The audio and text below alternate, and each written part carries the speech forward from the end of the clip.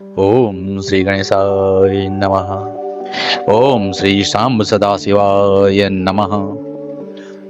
ઋષિઓએ કહ્યું, હે સુતજી, હવે આપ અમને શીઘ્ર જ એ સદાચાર અંગે જણાવો જેથી વિદ્વાન પુરુષો પુણ્ય લોકો પર વિજય પ્રાપ્ત કરે છે. સ્વર્ગ પ્રદાન કરનાર ધર્મમય આચાર અને નરકનું દુઃખ આપનાર અધર્મ આચારોનું પણ વર્ણન કરો. સુતજી બોલ્યા, સદાચારનું પાલન કરનાર વિદ્વાન બ્રાહ્મણ જ વાસ્તવમાં બ્રાહ્મણ કહેવાને અધિકારી છે. જે કેવળ વેદોક્ત આચારનું પાલન કરનાર અને વેદનો અભ્યાસી છે તે બ્રાહ્મણને વિપ્ર કહેવાય છે. સદાચાર, વેદાચાર અને વિદ્યા આમાંથી એક એક ગુણથી યુક્ત થનારને દ્વિજ કહેવાય છે. આ રીતે ક્ષત્રિયોમાં પણ જે પૃથ્વીનું પાલન કરે છે તે રાજા કહેવાય છે. બીજા લોકો ક્ષત્રિય માનવામાં આવે છે. વૈશ્યોમાં પણ જે ધાન્ય, અનાજ વગેરે વસ્તુઓનો ક્રમ વિક્રય કરે છે અને ખરીદ વેચાણ કરે છે તેને વૈશ્ય કહે છે અને બીજાઓને વણિક કહેવાય છે. જે બ્રાહ્મણ, ક્ષત્રિય અને વૈશ્યોની સેવામાં રત હોય તેને જ વાસ્તવમાં શૂદ્ર કહે છે.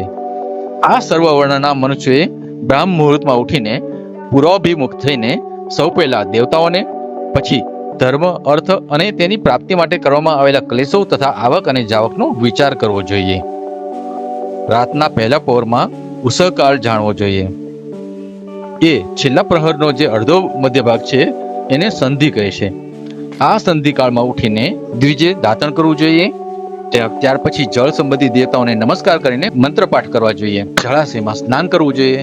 જો ગળા સુધી અથવા કેડ સુધી પાણીમાં ઉભા રહેવાની શક્તિ ન હોય તો ઘૂંટણ સુધી જળમાં ઉભા રહીને પોતા પર જળ છાંટવું જોઈએ અને મંત્રોના ઉચ્ચારણ સાથે સ્નાન કાર્ય પૂરું કરવું જોઈએ. વિદ્વાન પુરુષો ત્યાં તીર્થ જળથી દેવતા વગેરેનું સ્નાનાંતર્પણ પણ કરી લેવું જોઈએ. આટલું કર્યા પછી સફેદ વસ્ત્ર કે ધોયેલું વસ્ત્ર લઈને 5 કચ્છ ઘડીઓ વાળીને એને ધારણ કરવું જોઈએ. સાથે જ કોઈ ઉત્તરી પણ ધારણ કરવું જોઈએ, કેમ કે સંધ્યાવંદન વગેરે કાર્યોમાં એની જરૂર પડે છે. નદી વગેરે તીર્થોમાં સ્નાન સંબંધી કાઢેલા વસ્ત્રો ત્યાં ન ધોવા જોઈએ. સ્નાન કર્યા પછી વિદ્વાન પુરુષ એ ભીના વસ્ત્રનો કુવા, વાવ અથવા તો ઘેર લઈ જઈને ત્યાં પથ્થર ઉપર જળથી અથવા સ્થળમાં સારી રીતે ધોઈને તે વસ્ત્રને નીચોવી નાખવું જોઈએ. વસ્ત્રોને નીચોવાથી જે પાણી પડે છે તે એક શ્રેણીના પિતરોની તૃપ્તિ માટે હોય છે. ત્યાર પછી જાબાલી ઉપનિષદમાં દર્શાવ્યું છે તે પ્રમાણે અગ્નિરીતિ વગેરે મંત્રોથી ભસ્મ લઈને ત્રિપુંડ કરવું જોઈએ અને ત્રિકાળ સંધ્યા કરવી જોઈએ. કર્ત સિદ્ધિને માટે ઈશ, ગૌરી, કાર્તિકેય, વિષ્ણુ, બ્રહ્મા, ચંદ્રમા અને યમનું તથા આવા જ અન્ય દેવતાઓનું પણ શુદ્ધ જળથી તર્પણ કરો. પછી તર્પણ કર્મને બ્રહ્માર્પણ કરીને શુદ્ધ આચમન કરો. તીર્થના દક્ષિણ પ્રશસ્ત મઠમાં, મંત્રાલયમાં, દેવાલયમાં, ઘરમાં અથવા અન્ય કોઈ નિજ સ્થાનમાં આસન પર સ્થિરતાપૂર્વક બેસીને વિદ્વાન પુરુષ પોતાની બુદ્ધિ સ્થિર કરીને સંપૂર્ણ દેવતાઓને નમસ્કાર કરીને પહેલા પ્રણવનો જપ કરીને પછી ગાયત્રી મંત્રની આવૃત્તિ કરે. પ્રણવના અ, ઉ અને મ આ 3 વર્ણો અક્ષરોથી જીવ અને બ્રહ્મની એકતાનું પ્રતિપાદન થાય છે. આ વાત જાણીને પ્રણવ એટલે કે ઓમનો જપ કરવો જોઈએ. જપ કરતી વખતે આવી ભાવના કરવી જોઈએ કે અમે ત્રણેય લોકોની સૃષ્ટિ કરનારા બ્રહ્માજી, પાલન કરનારા વિષ્ણુ અને સંહાર કરનારા રુદ્રની જે સ્વયં પ્રકાશ ચિન્મય છે ઉપાસના કરીએ છીએ. આ બ્રહ્મ સ્વરૂપ ઓમકાર અમારી કર્મેન્દ્રિયો તથા જ્ઞાનેન્દ્રિયોની વૃત્તિઓને, મનની વૃત્તિઓને તથા બુદ્ધિ વૃત્તિઓને સદા ભોગ અને મોક્ષ પ્રદાન કરનાર ધર્મ અને જ્ઞાન તરફ પ્રેરિત કરો. પ્રણવના આ અર્થનું બુદ્ધિ દ્વારા સિંચન કરતા કરતા જે આનો જપ કરે છે તે નિશ્ચિત જ બ્રહ્મને પ્રાપ્ત કરે છે. અથવા અર્થાનુસંધાન વગેરે વગર પણ પ્રણવનો નિત્ય જપ કરવો જોઈએ. આનાથી બ્રાહ્મણત્વની પૂર્તિ થાય છે. બ્રાહ્મણત્વની પૂર્તિ માટે શ્રેષ્ઠ બ્રાહ્મણે 1000 ગાયત્રી મંત્રનો જપ કરવો જોઈએ. મધ્યાહન કાળમાં 100 વાર અને સાયંકાળમાં 28 વાર જપની વિધિ છે.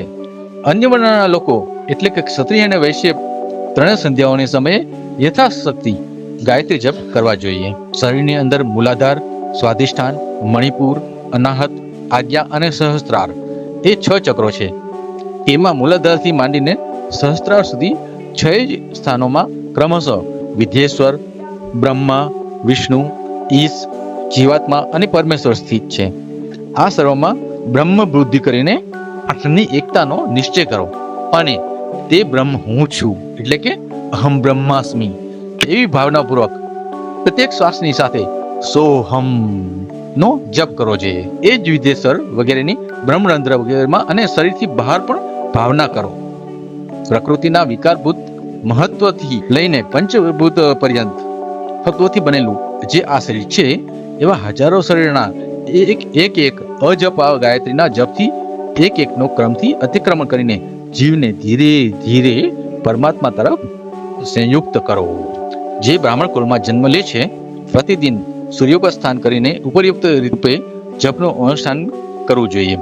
12 લાખ ગાયત્રીનો જપ કરનારો પુરુષ બ્રહ્મપૂર્ણ બ્રાહ્મણ કહેવાયો છે. પરિવ્રાજક અથવા સંન્યાસી પુરુષ નિત્ય પ્રાતઃકાળ 12,000 પ્રણનો જપ કરે. જે સકામ ભાવનાથી યુક્ત ગૃહસ્થ બ્રાહ્મણ છે, એને જ ધર્મ તથા અર્થ માટે પુરુષાર્થ કરવો જોઈએ. મુમુક્ષુ બ્રાહ્મણે તો સદા જ્ઞાનનો જ અભ્યાસ કરવો જોઈએ. ધર્મથી અર્થની પ્રાપ્તિ થાય છે અને અર્થથી ભોગ સુલભ થાય છે. પછી એ ભોગથી વૈરાગ્યની સંભાવના થાય છે. ધર્મપૂર્વક ઉપાર્જિત ધનથી જે ભોગ પ્રાપ્ત થાય છે, એનાથી એને એક દિવસ વૈરાગ્યનો ઉદય જરૂર થાય છે. ધર્મથી વિપરીત અધર્મથી ઉપાર્જિત કરેલું ધન અને તે દ્વારા મળતો ભોગ વિષયો તરફ આસક્તિ ઉત્પન્ન કરે છે. મનુષ્ય ધર્મથી ધન પ્રાપ્ત કરે છે, તપસ્યાથી અને દિવ્ય રૂપની પ્રાપ્તિ થાય છે. કામનાઓનો ત્યાગ કરનાર પુરુષનું અંતઃકરણ શુદ્ધ થાય છે. આ શુદ્ધિથી જ્ઞાનનો ઉદય થાય છે. સત્યયુગ વગેરેમાં તપનું જ પ્રશંસા થઈ છે, પરંતુ કલયુગમાં દ્રવ્ય સાધ્ય ધર્મ એટલે કે દાન વગેરેનું ઉત્તમ માનવામાં આવ્યું છે. સત્યયુગમાં ધ્યાનથી, ત્રેતામાં તપસ્યાથી અને દ્વાપરમાં યજ્ઞ કરવાથી જ્ઞાનની સિદ્ધિ થાય છે, પરંતુ કળયુગમાં મૂર્તિ અથવા પ્રતિમાનું પૂજાથી જ્ઞાન વધે છે. અધર્મ એટલે કે હિંસા રૂપ છે અને ધર્મ સુખરૂપ છે. અધર્મથી મનુષ્ય દુઃખી થાય છે, ધર્મથી મનુષ્ય સુખ અને અભ્યુદયને પામે છે. દુરાચારથી દુઃખી બને છે, સદાચારથી સુખી બને છે. માટે ભોગ અને મોક્ષની સિદ્ધિ અર્થે ધર્મનું ઉપાર્જન કરવું જોઈએ. જેના ઘરમાં ઓછામાં ઓછા 4 મનુષ્ય હોય એવા કુટુંબી બ્રાહ્મણને જે 100 વર્ષ સુધી આજીવિકા આપે છે, એને માટે તે દાન બ્રહ્મલોકની પ્રાપ્તિ કરાવી આપે છે. 1000 ચાંદ્રાયણ વ્રતનું અનુષ્ઠાન બ્રહ્મલોકદાયક મનાયું છે. જે ક્ષત્રિય 1000 પરિવારને જીવિકા અને રહેણાંક આપે છે, એનું એ કર્મ એને ઇન્દ્રલોકની પ્રાપ્તિ કરાવનારું છે. 1001 પરિવારને આપેલું આશ્રયદાન બ્રહ્મલોકની પ્રાપ્તિ કરાવે છે. દાતા પુરુષ જે દેવતાને સામે રાખીને દાન આપે છે, એટલે કે દાન દ્વારા જે દેવતાઓને પ્રસન્ન કરવાની ઈચ્છા હોય છે, એ જ લોકને પ્રાપ્ત કરે છે. આ વાત વેદવેતા પુરુષ સારી રીતે જાણે છે. દાનહીન પુરુષે સદા તપસ્યાનું ઉપાર્જન કરવું જોઈએ, કેમ કે તપસ્યા અને તીર્થ સેવનથી અક્ષય સુખ પ્રાપ્ત કરીને મનુષ્ય એનો ભોગ કરે છે. હવે હું ન્યાયપૂર્વક ધનના ઉપાર્જનની વિધિ બતાવું છું. બ્રાહ્મણે સદા સાવધાન રહીને વિશુદ્ધ દાન ગ્રહણ તથા યાજન એટલે કે યજ્ઞ કરવાથી ધન મેળવવું જોઈએ. એને દીનતા ન બતાવવી જોઈએ કે અત્યંત કલેશદાયક કર્મ ન કરવું જોઈએ. ક્ષત્રિય બાહુબલથી ધન મેળવે અને વૈશ્ય ગોરક્ષાથી ધન મેળવે. ન્યાયોપાર્જિત ધનનું દાન કરવાથી દાતાને જ્ઞાન સિદ્ધિ પ્રાપ્ત થાય છે. જ્ઞાન સિદ્ધિ દ્વારા બધા પુરુષોને ગુરુ કૃપા મોક્ષ સિદ્ધિ સુલભ થઈ જાય છે. મોક્ષ સ્વરૂપની સિદ્ધિ એટલે કે બ્રહ્મરૂપ સિદ્ધિ પ્રાપ્ત થાય છે, જેથી મુક્ત પુરુષ પરમાનંદનો અનુભવ પામે છે. ગૃહસ્થ પુરુષે ધન ધાન્ય આદિ સર્વ વસ્તુનું દાન કરવું જોઈએ. એને તરસ મટાડવા જળનું અને ભૂખ મટાડવા અન્નનું દાન કરવું જોઈએ. ખેતર, ધાન્ય, કાચું અન્ન તથા ભક્ષ્ય, ભોજ્ય, લેય અને ચોસ્ય આ 4 પ્રકારના શુદ્ધ અન્નનું દાન કરવું જોઈએ. જેનું અન્ન ખાઈને મનુષ્ય જ્યાં સુધી કથા શ્રવણ વગેરે સદધર્મનું પાલન કરે છે, એટલા સમય માટે એને કરેલા પુણ્ય ધર્મનો અડધો ભાગ દાતાને મળે છે. દાન લેનાર પુરુષે દાનમાં મળેલી વસ્તુનું દાન તથા તપસ્યા કરીને પોતાનો પ્રતિગૃહજનિત પાપની પણ શુદ્ધિ કરી લે. જો તેમ ન કરે તો રેરવ નરકમાં પડવું પડે છે. પોતાના ધનના 3 ભાગ છે. એક ભાગ ધર્મને માટે, બીજો ભાગ વૃદ્ધિ માટે અને ત્રીજો ભાગ સ્વયંના ઉપભોગ માટે. એવા 3 ભાગ છે. નિત્ય, નૈમિતિક અને કામ્ય આ 3 પ્રકારના કર્મ ધર્મથી રાખેલા ધનથી કરવા જોઈએ. સાધકે વૃદ્ધિ માટે રાખેલા ધનમાંથી એવો વેપાર કરવો જોઈએ જેથી તે ધનની વૃદ્ધિ થાય અને ઉપભોગ માટે સંગ્રહી રાખેલા ધનથી હિતકારક, પરિમિત અને પવિત્ર ભોગ ભોગવે. ખેતીથી પેદા થયેલા ધનનો દશાંશ દાન કરવો જોઈએ. આનાથી પાપની શુદ્ધિ થાય છે. બાકી રહેલા ધનથી ધર્મ, વૃદ્ધિ અને ઉપભોગ કરે, માત્ર એ પણ રેરવ નરકમાં પડે છે, અથવા એની બુદ્ધિ પાપ પૂર્ણ થઈ જાય છે, અથવા ખેતી બગડી જાય છે, વૃદ્ધિ માટે કરેલા વેપારમાંથી મળેલા ધનનો છઠ્ઠો ભાગ દાન કરી દેવો જોઈએ. બુદ્ધિમાન પુરુષ અવશ્ય એનું દાન કરી દે છે. આ પ્રકારે વિધિવત ઉપાસના જે સદા બ્રહ્મયજ્ઞમાં તત્પર હોય છે, દેવતાઓની પૂજામાં લાગ્યા રહે છે, નિત્ય અગ્નિ પૂજા અને ગૃહ પૂજામાં અનુરક્ત રહે છે અને બ્રાહ્મણોને સંતોષ આપતા રહે છે, તે બધા લોકો સ્વર્ગલોકના ભાગી થાય છે. ઋષિઓએ કહ્યું, હે પ્રભુ, અગ્નિ યજ્ઞ, દેવયજ્ઞ, ગુરુ પૂજા અને બ્રહ્મ તૃપ્તિનું અમારી સમક્ષ ક્રમશઃ વર્ણન કરો. સુતજી બોલ્યા, હે ઋષિઓ, ગૃહસ્થ અગ્નિમાં સાયંકાળે અને પ્રાતઃકાળે જે ચોખા વગેરે દ્રવ્યને આહુતિ આપે છે એને અગ્નિ યજ્ઞ કહે છે. જે બ્રહ્મચર્ય આશ્રમમાં સ્થિત છે એ બ્રહ્મચારીઓ માટે સંવિધાનનું આધાન જ અગ્નિ યજ્ઞ છે. જે સંવિધાનું જ અગ્નિમાં હવન રૂપે આહુતિ આપી દે, હે બ્રાહ્મણ, બ્રહ્મચર્ય આશ્રમમાં નિવાસ કરનાર દ્વિજોને જ્યાં સુધી વિવાહ ન થાય અને એ અપાસનાગ્નિની પ્રતિષ્ઠા ન કરી લે ત્યાં સુધી એમને માટે અગ્નિમાં સંવિધાનની આહુતિ, વ્રત વગેરેનું પાલન તથા વિશેષ યજન વગેરે જ કર્તવ્ય છે. આ જ એમને માટે અગ્નિ યજ્ઞ છે. જેમણે બાહ્ય અગ્નિને વિસર્જિત કરીને સ્વયંના આત્મામાં જ અગ્નિનો આરોપ કરી દીધો છે, એમાં વાનપ્રસ્થીઓ અને સંન્યાસીઓ એ જ હવન અથવા અગ્નિ યજ્ઞ છે. જે વિહિત સમય પર હિત, મિત અને સૂચિ અન્નનું ભોજન કરે છે, સંધ્યાકાળે અગ્નિને આપેલી આહુતિ સંપત્તિ પ્રદાન કરનારી થાય છે. સવારે સૂર્યદેવને આપેલી આહુતિ આયુષ્યને વધારનારી છે. દિવસમાં અગ્નિદેવ સૂર્યમાં જ પ્રવેશ કરી જાય છે, તેથી સવારે સૂર્યને આપેલી આહુતિ પણ અગ્નિ યજ્ઞમાં સમાવેશ થઈ જાય છે. આ રીતે અગ્નિ યજ્ઞનું વર્ણન કર્યું છે. ઇન્દ્ર વગેરે સમસ્ત દેવોને ઉદ્દેશમાં રાખીને અગ્નિમાં જે આહુતિ અપાય છે, સ્થાલીપાક યજ્ઞોને પણ દેવયજ્ઞ જ મનાય છે. લૌકિક અગ્નિમાં પ્રતિષ્ઠિત જે ચૂડાકરણ વગેરે સંસ્કાર નિમિત્તિક હવન કર્મ છે તેને પણ દેવયજ્ઞ જ જાણવા જોઈએ. હવે બ્રહ્મયજ્ઞનું વર્ણન સાંભળો. દ્વિજોએ દેવતાઓની તૃપ્તિ માટે નિરંતર બ્રહ્મયજ્ઞ કરવો જોઈએ. વેદોનું જે નિત્ય અધ્યયન અથવા સ્વાધ્યાય થાય છે એ પણ બ્રહ્મયજ્ઞ જ છે. પ્રાતઃ નિત્ય કર્મ કર્યા પછી સાંજ સુધી બ્રહ્મયજ્ઞ થઈ શકે છે. ત્યાર પછી રાત્રે બ્રહ્મયજ્ઞનું વિધાન નથી. અગ્નિ વગર દેવયજ્ઞ કેવી રીતે સંપન્ન થઈ શકે એને તમે શ્રદ્ધા અને આદરપૂર્વક સાંભળો. સૃષ્ટિના આરંભમાં સર્વજ્ઞ, દયાળુ અને સર્વસમર્થ મહાદેવજીએ સમસ્ત લોકો ઉપર ઉપકાર કરવા માટે વારોની કલ્પના કરી. સર્વના જ્ઞાતા અને સમસ્ત ઔષધોના ઔષધ છે એ ભગવાને સ્વયં પોતાના વારની કલ્પના કરી, જે આરોગ્ય પ્રદાન કરવા વાળો છે. ત્યાર પછી માયા શક્તિનો વાર બનાવ્યો, જે સંપત્તિદાયક છે. જન્મકાળના દુર્ગતિગ્રસ્ત બાળકની રક્ષા માટે એમણે કુમારના વારની કલ્પના કરી. ત્યાર પછી સર્વસમર્થ મહાદેવજીએ આળસ અને પાપની નિવૃત્તિ તથા સમસ્ત લોકોના હિતની ઈચ્છાથી લોકરક્ષક ભગવાન વિષ્ણુનો વાર બનાવ્યો. આ પછી સર્વના સ્વામી ભગવાન શિવે પુષ્ટિ માટે અને રક્ષા માટે આયુ કરતા ત્રિલોક દ્રષ્ટા અને પરમેશ્વરી બ્રહ્માનો આયુષ્કારક વાર બનાવ્યો, જેથી સંપૂર્ણ જગતના આયુષ્યની સિદ્ધિ થઈ શકે. એ પછી ત્રણેય લોકોની વૃદ્ધિ માટે પહેલા પુણ્ય પાપની રચના થઈ જવાથી એ પુણ્ય પાપ કરનાર લોકોને શુભાશુભ ફળ આપનાર માટે ભગવાન શિવે ઇન્દ્ર અને યમના વારોનું નિર્માણ કર્યું. આ બંને વાર ક્રમશઃ ભોગપ્રદાયક અને લોકોના મૃત્યુ ભયને દૂર કરનાર છે. ત્યારબાદ સૂર્ય વગેરે 7 ગ્રહોને જે સ્વયં જ સ્વરૂપભૂત તથા પ્રાણીઓ માટે સુખ દુઃખના સૂચક છે, ભગવાન શિવે 7 વારના સ્વામી નિશ્ચિત કરી દીધા. એ બધાના બધા ગ્રહ નક્ષત્રોના જ્યોતિર્મય મંડળમાં પ્રતિષ્ઠિત છે. શિવના વાર અથવા દિવસના સ્વામી સૂર્ય છે. શક્તિ સંબંધી વારના સ્વામી સોમ છે. કુમાર સંબંધી દિવસના અધિપતિ મંગળ છે. વિષ્ણુ વારના સ્વામી બુધ છે. બ્રહ્માજીના વારના અધિપતિ બૃહસ્પતિ છે. ઇન્દ્ર વારના સ્વામી શુક્ર છે અને યમ વારના સ્વામી શનેશ્વર છે. પોતપોતાના વારમાં કેટલીય દેવતાઓની પૂજા એમના ફળોને આપનારી છે. સૂર્ય આરોગ્યના અને ચંદ્રમા સંપત્તિના દાદા છે. મંગળ વ્યાધિનું નિવારણ કરે છે. બુધ પુષ્ટિ આપે છે. બૃહસ્પતિ આયુની વૃદ્ધિ કરે છે. શુક્ર ભોગ આપે છે અને શનેશ્વર મૃત્યુનું નિવારણ કરે છે. આ 7 વારોનું ક્રમશઃ ફળ બનાવવામાં આવ્યું છે અને તે એ દેવતાઓની પ્રીતિથી પ્રાપ્ત થાય છે. અન્ય દેવતાઓની પૂજાનું ફળ પણ ભગવાન શિવે જ આપે છે. દેવતાઓની પ્રસન્નતા માટે પૂજાની 5 પ્રકારની પદ્ધતિ બનાવાય છે. એ દેવતાઓના મંત્રના જપ એ પ્રથમ પ્રકાર છે. એમના માટે હોમ કરવો એ બીજો પ્રકાર છે. દાન કરવું એ ત્રીજો પ્રકાર છે. તપ કરવું એ ચોથો પ્રકાર છે.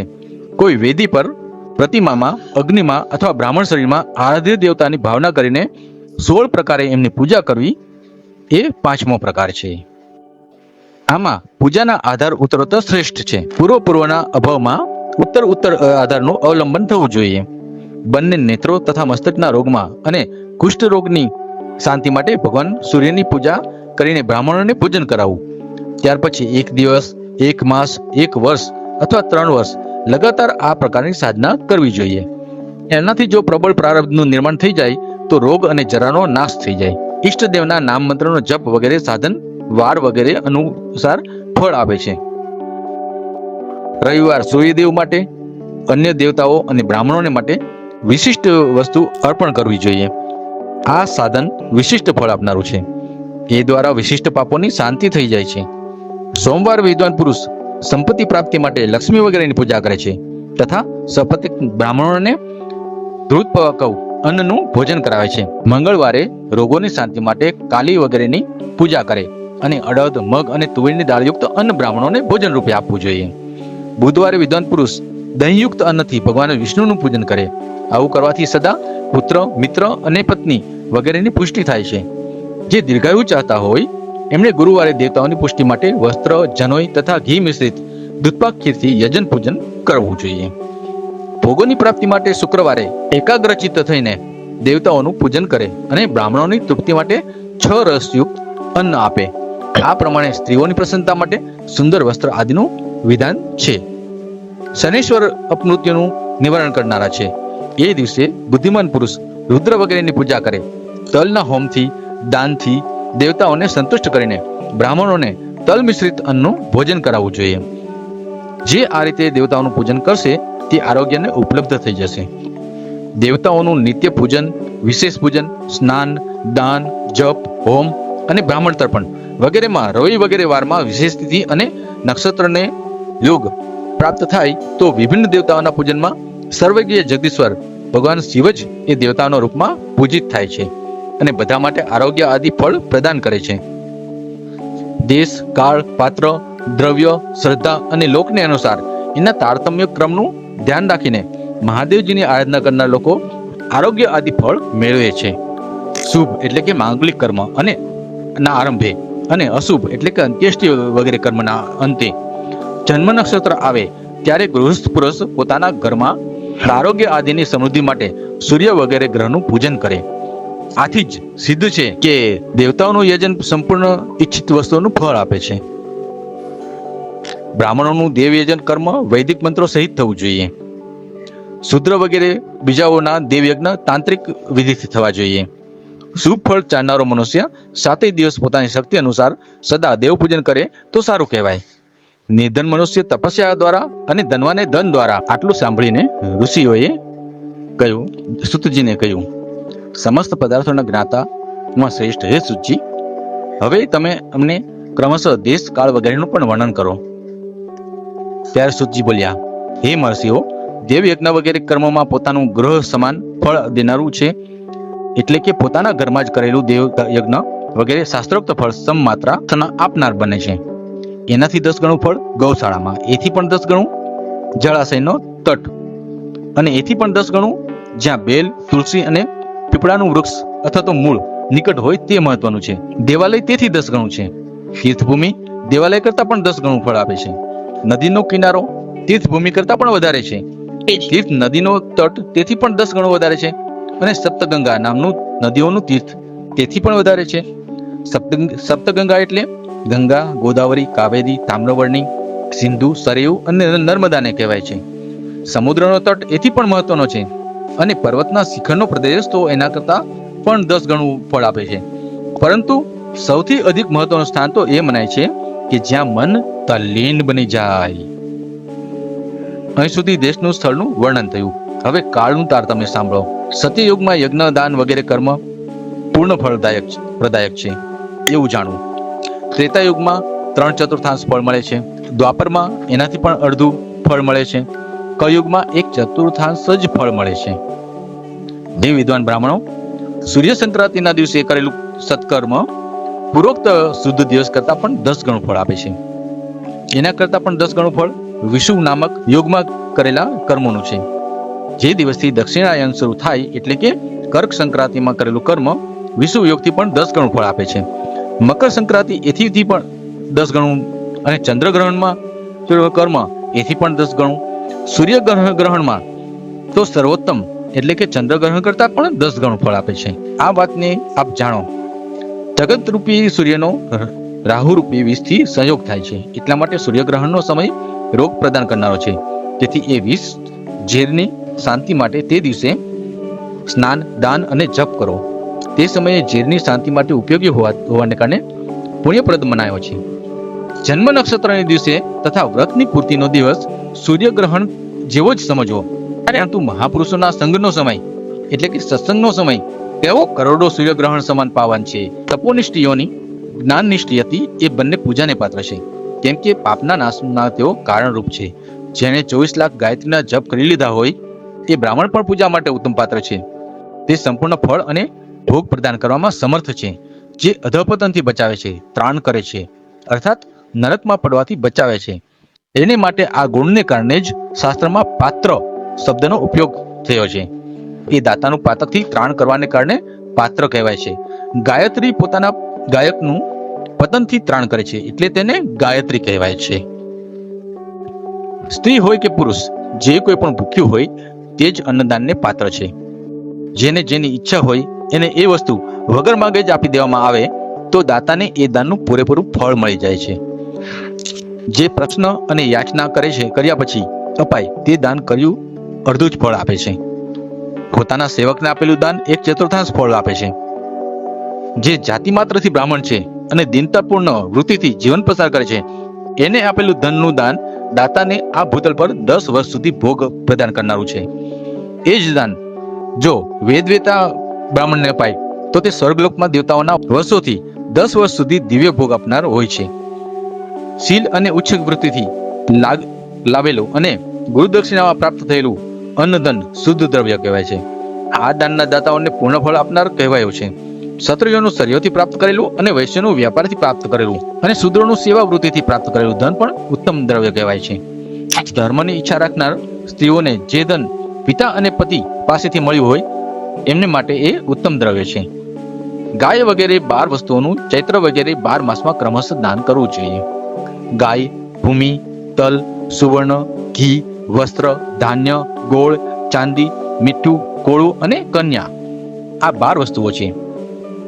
આમાં ગોદાનથી કાયિક, વાચિક અને માનસિક પાપોનું નિવારણ થાય છે અને કાયિક વગેરે પુણ્યકર્મોની પુષ્ટિ થાય છે. ભૂમિનું દાન આલોક અને પરલોકમાં પ્રતિષ્ઠાની પ્રાપ્તિ કરાવનાર છે. હલનું દાન બળવર્ધક અને મૃત્યુનું નિવારક છે. સુવર્ણનું દાન જઠરાગ્નિ વર્ધક છે તથા વિજયદાયક છે. ઘીનું દાન પુષ્ટિદાયક છે. વસ્ત્રનું દાન આયુની વૃદ્ધિ કરનારું છે. ધાન્ય દાન અન્ન અને ધનની સમૃદ્ધિનું કારક છે. ગોળનું દાન મધુર ભોજનની પ્રાપ્તિ કરાવે છે. ચાંદીનું દાન વીર્યની વૃદ્ધિ કરે છે.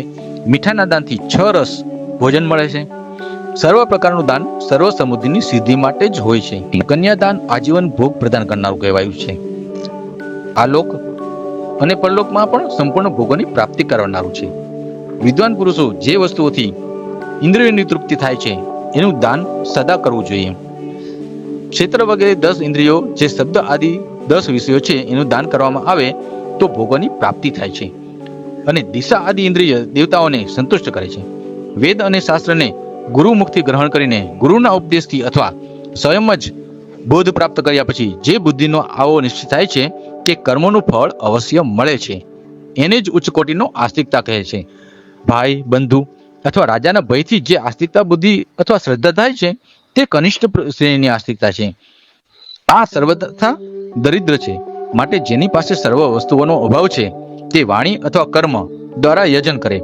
મંત્ર, સ્તોત્ર અને જપ વગેરેને વાણી દ્વારા કરેલ યજન સમજવું જોઈએ. તીર્થયાત્રા અને વ્રત વગેરેને વિદ્વાન પુરુષ શારીરિક યજન માને છે. ગમે તે ઉપાયથી થોડું અથવા ઘણું દેવતા અર્પણ બુદ્ધિથી જે કાંઈ ઉપાય અથવા કરાય તે દાન અથવા સત્કર્મ ભોગોની પ્રાપ્તિ કરવામાં સમર્થ છે.